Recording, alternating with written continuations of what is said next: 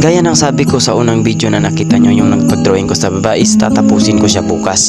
So kinabukasan is tinapos ko na po siya. So kung napapansin nyo is diretso na siya sa mukha, diba? Kung nakikita nyo is okay na yung mukha niya, meron na siyang nakalagay na ano. Kasi by the way, inuuna ko talaga is yung mata. Gaya ng sabi ko sa unang video na una talaga yung mata, kasi once na iba yung mata, ibig sabihin naiiba po yung tao. Kaya nag-focus po ako sa mata. Tapos inuuna ko po yung damit. By the way, inuuna ko talaga yung dark spot para naman ano, para easy na lang siya guys, para basta magadali siyang i-blend.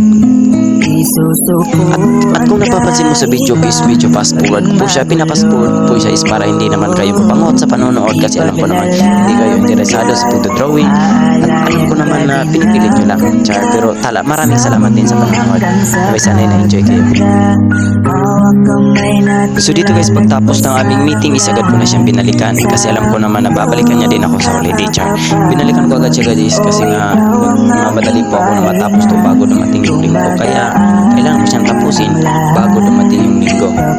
By the way guys, pagpasensya nyo na po yung voice over ko, kasi hindi po ako magalas sa voice over. Ano po yung pinagdadadal ko, yun ang po yung ano, basta kayo na po yung bahala po kayo sa drawing. Maraming salamat. Ayoko na po ng daldal, kaya makinig na lang po kayo ng musika para naman ano, enjoy naman po yung panonood nyo. Pero salamat din po nga po pala sa mga nagsuporta sa akin. Salamat, maraming salamat, kahit alam ko naman hindi gaano ako magaling mag-drawing, kasi nag-uumpisa pa lang po ako sa start. Nag-uumpisa ako sa simula. Siyempre mag-uumpisa ka naman talaga sa simula, diba? Pangit naman kung mag-uumpisa ka sa ulit. Charot! Masasaktan muli, tanging ikaw, palaging ikaw. Naway sana'y magustuhan mo to, client, kasi alam mo naman nagsisimula pa lang po ako na mag-drawing.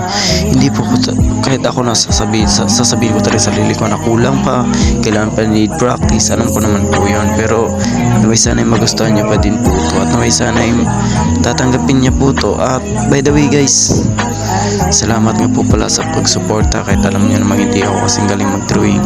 So dito na guys, sa part na to is tinagyan ko na siya ng background, kasi pangit kasi pag white lang, kaya ginawan ko siya ng dark, yung ano, charcoal. Bali 5B yung gamit ko dyan.